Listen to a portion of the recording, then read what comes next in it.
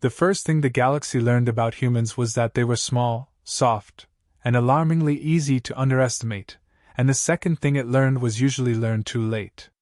On the observation deck of the KRTH assembly station, Ambassador Tkell of the Vari folded three-jointed arms behind his plated back and clicked his mandibles in amusement as the human delegation disembarked, their gravity boots slightly misaligned, their translator collars outdated, their posture relaxed in a way that screamed weakness to every apex-minded species present.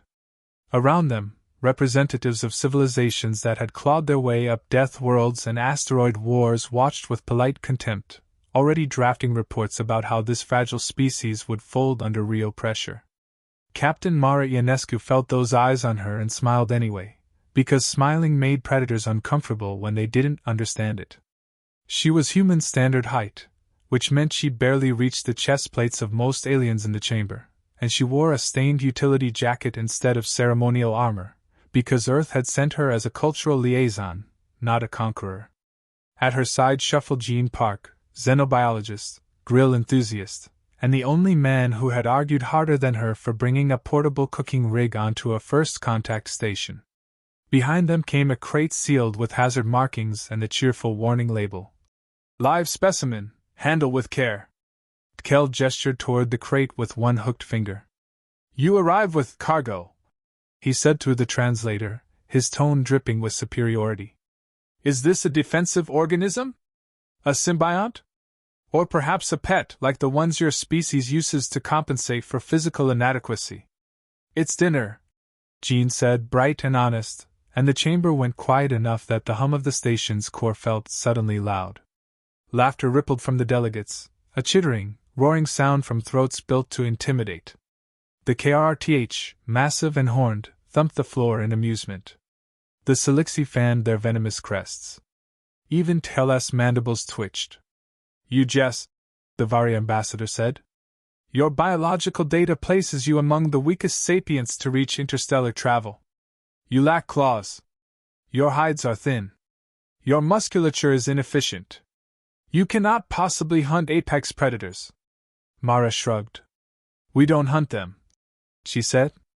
We wait, plan, adapt, and occasionally invite them to lunch. The crate vibrated, a low, dangerous growl resonating through its alloy walls, and several security drones immediately powered up, weapons swiveling. Jean patted the metal affectionately. Easy, big guy, he murmured. They're just judging us. The unusual situation had begun as a dare back on Earth. When the Vari preliminary report labeled humans as nutritionally fragile omnivores with negligible predatory capacity, the internet had done what it always did, overreact creatively. Someone had joked about bringing a grilled apex predator to the next galactic summit. Someone else had escalated it. 3 months later, Mara and Jean were standing in the heart of alien civilization with a live specimen of Earth's most infamous megafauna sedated inside a crate that legally should not have left the planet. Tkell's amusement hardened into challenge. If this is some attempt at humor, he said, know that the Assembly does not tolerate deception. Release this creature, and we will observe how quickly it dismembers you. Mara met his compound eyes without flinching. If we release it, she said calmly, someone's getting dismembered, but it won't be us. That's kind of the point. A murmur spread. Weak species did not speak like this. Weak species did not bring danger into a room full of predators and act like hosts. Jean knelt and began unpacking the cooking rig anyway, unfolding carbon steel grates, fuel cells, and a compact seasoning kit that looked absurdly mundane against the alien architecture. What are you doing? Kissed a Silixi delegate, frills flushing an anxious blue. Setting up, Jean said. You can't rush good grilling. The stakes crystallized in that moment. If the humans were bluffing, they would die, and their species would be remembered as a curiosity that burned too bright too fast.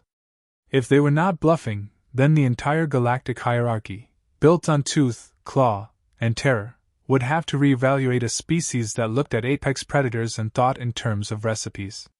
Security officers tightened their perimeter. Tkell raised a claw. Very well, he said. You will demonstrate. If you fail, your species will be restricted, monitored, and categorized as non-viable for equal standing. If you succeed, he paused, clearly uncomfortable with the idea. Then perhaps we have misjudged you. Mara nodded. That's all we ask, she said. A fair taste. Jean grinned, thumbed the ignition, and a line of blue flame sprang to life, reflecting in dozens of alien eyes as the crate shuddered again, and somewhere deep inside it, an apex predator waited to find out what humans really meant by weak. The humans felt the weight of that waiting-like pressure in their bones, a familiar companion from a homeworld that never stopped trying to kill you if you got complacent. Mara remembered storms that tore cities apart and viruses that rewrote history, remembered that survival for her species had never been about winning fair fights. Jean remembered campfires, laughter, and the strange comfort of turning danger into nourishment. Around them, the galaxy leaned forward, predators curious despite themselves, because something about these soft creatures radiated a confidence that did not come from strength alone. It came from practice. It came from generations of looking at impossible odds and deciding they would taste better with salt. As the flames settled into a steady roar and the crate's growl deepened, the first real understanding flickered through the chamber. The humans were not here to prove they were strong. They were here to prove that strength was optional when ingenuity, patience, and a very good grill were involved. And somewhere between mockery and dread, the galaxy realized this meeting would be remembered not as diplomacy, but as the moment hunger rewrote power across all stars forever now. The crate opened with a sound like a thunderclap trapped in metal, and everything that followed proved exactly why the galaxy had classified humans as suicidal rather than strategic. The apex predator burst free in a blur of muscle, armor-plated hide, and snapping jaws, its roar punching through translator filters and rattling the station's superstructure as alarms screamed and delegates scattered in pure instinctive terror. This was no ceremonial beast. It was a Terran prime hunter, engineered by evolution to dominate a continent, and it landed on the polished floor with claws that carved grooves into alloys rated for orbital debris impacts. Mara didn't run. That alone made several alien observers freeze mid-flight, their instincts short-circuiting as she raised one hand sharply and shouted, "Plan B!" which sounded unhelpfully vague but carried a confidence that cut through the panic like a blade. Jean, already moving, slammed a control on his wrist, and the gravity in a localized bubble around the predator spiked violently, pinning it just long enough for it to stumble, roar again, and whip its tail hard enough to send a security drone spinning into a wall in a shower of sparks. Kel reeled backward, mandibles clacking in disbelief. "You have lost control!" he shrieked, authority cracking. "Contain it or we will exterminate it, and you with it!" "That's fair," Mara called back, ducking as a chunk of floor plating sailed past her head. "But give us a minute." The predator adapted fast, muscles bunching as it pushed against the gravity field with terrifying power, cracking the deck beneath it as if reality itself were negotiable. The bubble flickered. Jean swore under his breath, fingers dancing over controls. "It's stronger than projections," he shouted. "Station gravity's messing with its balance differently. Everything's stronger than projections." Mara shot back, vaulting over a toppled console. "That's why we don't use projections." The situation escalated brutally. Fire suppression systems kicked in, dumping mist that hissed against the grill flames, nearly extinguishing them. Alien security finally opened fire, energy bolts splashing uselessly across the predator's hide, only making it angrier. A Selixi guard was flung bodily into the air, caught mid-flight by Mara's grappling line and yanked to safety with a grunt of effort that contradicted every assumption about her species' fragility. The conflict wasn't just physical, it was cultural. The aliens saw chaos, failure, proof of human incompetence. The humans saw variables. Jean ripped open a side compartment on the cooking rig, pulling out canisters labeled with cheerful domestic branding that meant nothing to anyone else. "Capsaicin aerosol," he muttered. "Industrial concentration." "You're going to season it now?" Mara yelled. "Marinade requires time," Jean replied, already spraying a fine red mist into the predator's face as it lunged again. The effect was immediate and spectacular. The beast recoiled, bellowing in pain and fury, thrashing blindly as it tried to scrape its burning eyes against the floor. The chamber filled with a sharp, spicy tang that made several aliens collapse coughing, their biologies unprepared for something humans considered food adjacent. Tkels stared, horrified. "You weaponize irritants derived from plants," he whispered. "Mostly for flavor," Mara said, seizing the moment as the predator staggered. She slammed another control, and the gravity bubble inverted, slamming the beast flat with bone-jarring force. "Gene, now!" New complications piled on instantly. The station's AI flagged structural failure risks. The assembly threatened to cut power to the entire deck. The predator, furious and wounded, began adapting again, its metabolism spiking, body heat rising to dangerous levels as it prepared for a last explosive burst of violence. The grill flames guttered, fuel cells straining under the station's interference fields. Gene wiped sweat from his eyes, hands shaking but steady enough. "Improvising," he said, rerouting power from his suit, then from Mara's, then from the emergency lighting without asking permission. "We cook with what we have." Mara planted herself between the predator and the nearest cluster of terrified diplomats, pulse rifle raised more as a distraction than a weapon. Her heart hammered, fear sharp but familiar, the same fear she'd felt in hurricanes and riots and deep space failures where survival depended on refusing to panic. "Listen up!" she shouted to the aliens. "You think strength is about not being afraid. It's not. It's about being afraid and doing the thing anyway." The predator surged one final time, breaking free of the gravity field with a roar that shook the stars, and for a split second, even Gene thought they'd miscalculated. Then the grill flared white-hot as he dumped every remaining resource into it, the heat wave slamming into the beast mid-leap, exploiting its own overheated metabolism. It crashed down again, stunned, finally still. Silence followed, broken only by crackling flames and the heavy breathing of survivors. The humans stood amid wreckage, exhausted but upright, already adjusting plans in their heads. Around them, the galaxy reeled, beginning to understand that human creativity was not a response to danger. It was their native state, forged by worlds and wars that demanded adaptation or death. The conflict was far from over, but the escalation had revealed a truth no amount of data could have conveyed. Humans did not overcome challenges by overpowering them. They overwhelmed them with stubborn ingenuity, reckless compassion, and the unsettling habit of turning catastrophe into cuisine, and that realization spread faster than fear through every watching mind. The chamber hadn't finished shaking when the real confrontation began, because apex predators from Earth were never the biggest danger humans brought with them. The stunned beast lay pinned and smoking, its metabolism crashing hard from overstimulation, but the alien delegates didn't relax. If anything, their fear sharpened into something colder and more lethal. Emergency bulkheads slammed down, sealing the deck, and the assembly's enforcement arm finally showed its teeth. Heavily armored Vari enforcers dropped from ceiling hatches, energy pikes humming, their movements precise and merciless as targeting glyphs locked onto Mara and Jean. Pella's voice echoed from elevated cover, stripped of mockery and filled with rigid authority. "This demonstration has gone far enough," he declared. "You have endangered the assembly. You will surrender control of your technology and submit to detainment immediately." Mara glanced at Jean, then at the predator, then back at the enforcers closing in. The hook wasn't the weapons, it was the timing.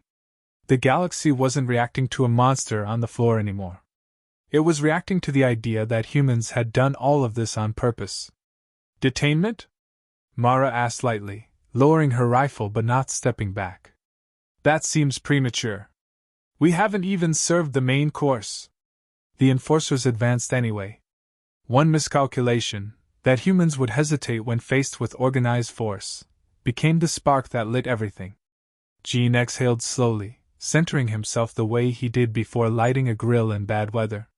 "Mara," he said quietly, "they don't understand escalation curves." "No," she replied. "They think Apex means biggest gun."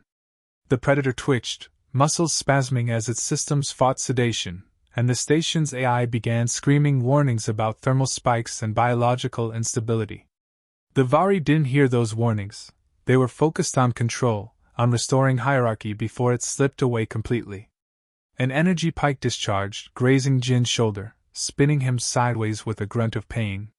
That was the moment everything snapped into clarity. Mara moved, not toward the enforcers, but toward the predator. She slammed a manual override into its containment harness, shifting parameters the aliens hadn't even noticed because they didn't know what to look for. The beast roared again, louder than before, and several enforcers faltered, instincts betraying training. "You're insane!" Tkel shouted. "Yeah," Mara said, teeth bared in a grin that carried zero humor. "But we're consistent."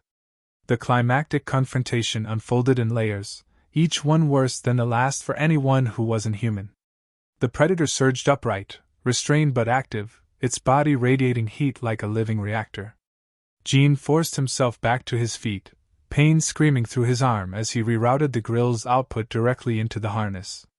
The smell changed instantly, from burning metal to something rich, savory, unmistakably edible. Several aliens gagged. "This is not combat doctrine," Kel snarled. "You cannot win this."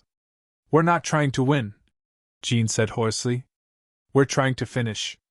The predator struck again, snapping restraints, and one Vari enforcer was caught mid-lunge, flung aside like a toy. Panic finally cracked the enforcement line. Their weapons were designed to disable opponents who feared death. Humans, standing between a monster and a meal, radiated something far worse: commitment. Mara planted herself at the predator's flank, driving a kinetic spike into a nerve cluster with practiced precision. The beast screamed, but its movements slowed, body betraying it under the weight of human understanding earned through centuries of trial, error, and casualties measured in entire ecosystems. Jin adjusted heat, sweat pouring down his face as alarms howled around them. The galaxy watched something it had no framework for: humans risking themselves not to dominate, not to flee, but to complete a process. "Why?" Kel demanded, his voice cracking as he stared at the unfolding scene. "Why do this?" Mara didn't look at him as she answered. "Because fear doesn't stop being dangerous just because you call it strong. And because on our world, the things that can kill us are the things we learn to live with, or learn to cook." The predator collapsed, its massive form finally going still as metabolic overload shut it down completely. Jin killed the heat, hands shaking uncontrollably now that adrenaline no longer held him together. For a long moment, no one moved. No one breathed. Then the smell hit full force, rich and undeniable, cutting through ozone and fear alike. The enforcers lowered their weapons, not because they were ordered to, but because something inside them refused to take another step. The confrontation had ended not with surrender or annihilation, but with a quiet, horrifying realization. Humans had faced the biggest challenge the Assembly could throw at them: force, authority, apex violence, and had responded with courage that looked like madness and resourcefulness that rewrote the rules.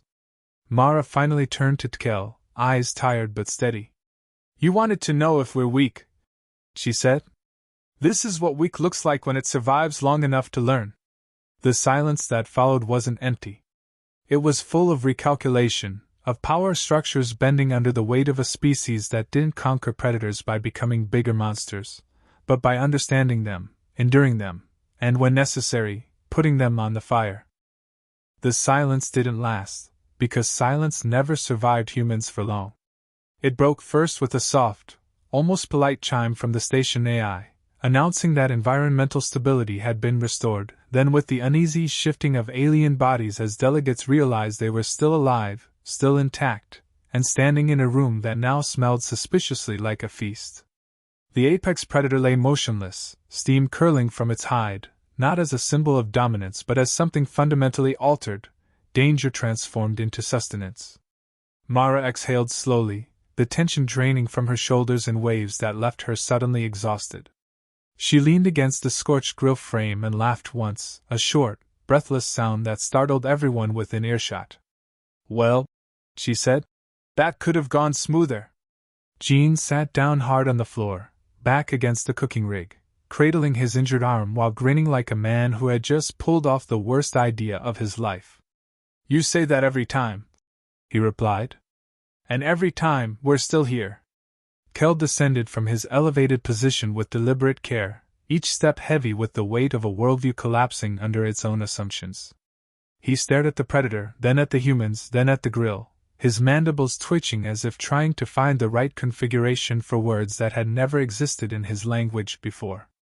You have resolved the conflict, he said finally, in a manner that defies categorization. That's kind of our brand, Mara said. She straightened, wiped grime from her hands, and gestured toward the predator. We didn't come here to scare anyone. We came here to explain ourselves. This is just a visual aid. A ripple of nervous amusement moved through the chamber. It was tentative, fragile, but real. The Selixi delegate who had earlier mocked the humans stepped forward, frills cautiously relaxed. You mean to say, she asked, voice tight, that this creature was not your enemy? Jean shook his head. It was dangerous. It deserved respect. And now it deserves to not go to waste. That was the moment the galaxy crossed an invisible threshold. Strength, to them, had always meant removing threats through force or subjugation. Humans offered a third option, integration. Survival through understanding so complete that even annihilation became part of a cycle rather than an end. The assembly argued, of course. There were emergency motions, demands for sanctions, calls for tighter controls on human technology and biology. But every argument stumbled over the same immovable fact. The humans were still standing, calm, cooperative, and very much in control of the situation they had supposedly lost. When the predator had rampaged, they hadn't panicked. When authority had turned against them, they hadn't surrendered. They had adapted, again and again, until the problem ceased to be a problem at all. Mara listened patiently, then raised a hand. Look, she said, voice carrying easily. We get it. You think we're reckless. You're not wrong. But we're not reckless because we're careless. We're reckless because our home taught us that playing it safe doesn't keep you alive. Learning fast does. She nodded toward the predator. On Earth, apex predators aren't evil. They're teachers. They teach you where not to step, when to move, when to stay still. And sometimes, she added, with a faint smile, they teach you how to cook. Against all expectations, Kel clicked a sound that translated loosely to reluctant humor. And you believe this lesson can be shared? Jean pushed himself upright, activating the grill one last time, not to threaten, but to finish. That's the idea, he said. We don't want to dominate the galaxy. We want to eat with it. The decision that followed wasn't unanimous, but it didn't need to be. The assembly ruled that humans would not be restricted. Instead, they would be reclassified, no longer weak, no longer underestimated, but unpredictable in a way that demanded respect. Cultural exchange programs were expanded. Joint survival research initiatives were proposed. Someone even suggested a culinary summit, quickly retracted and then quietly re-added to the agenda. As the chambers slowly returned to order, Mara and Jean stood together, watching aliens cautiously approach, curiosity winning out over fear. One by one, delegates asked questions, not about weapons or military capacity, but about techniques, preparation, and the strange human ability to look at catastrophe and ask what could be learned from it. Later, as they prepared to leave, Jean glanced back at the grill, now cooling, and at the predator that had started it all.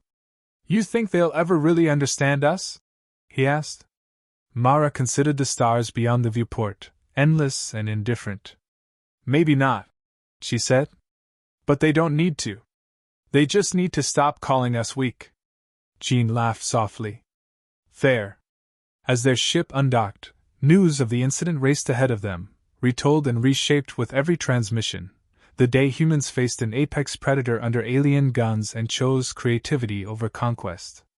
Somewhere out there, civilizations would argue about it for generations. But the core truth would remain stubbornly simple. Humans weren't strong because they conquered monsters. They were strong because they survived them, learned from them, and sometimes invited them to dinner. And in a galaxy built on fear, that resilience tasted like victory.